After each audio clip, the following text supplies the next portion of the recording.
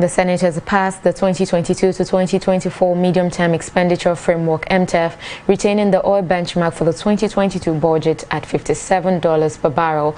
The upper legislative chamber also put the daily crude oil production at 1.88 million barrels per day and the exchange rate of 410 naira to a dollar.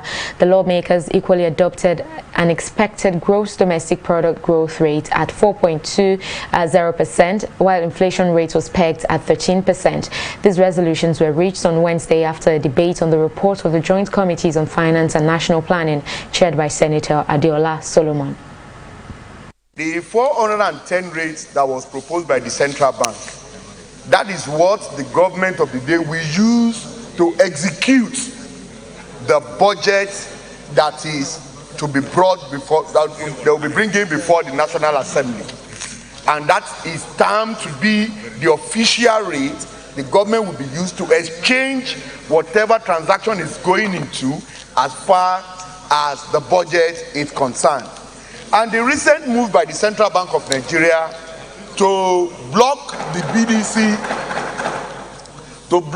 BDC transaction and return all the monies to the banks is one area in which the central bank is trying to ensure that the rate between the parallel market and the government rates have some correlation, because the way it is now, we cannot see, because what the dollars is currently going for and what the government is proposing to be used as its own benchmark for this budget, is the variation is so wide.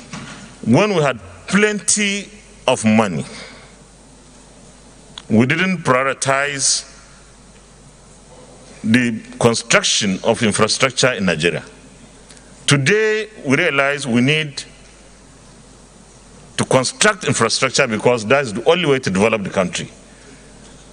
Unfortunately, we don't have the kind of resources we had before.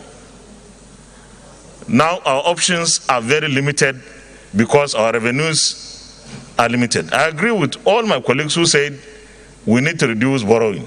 There is nothing wrong in continuing with VAT as part of our revenues, because there is no finality in any judgment yet, and therefore we shouldn't confuse our system.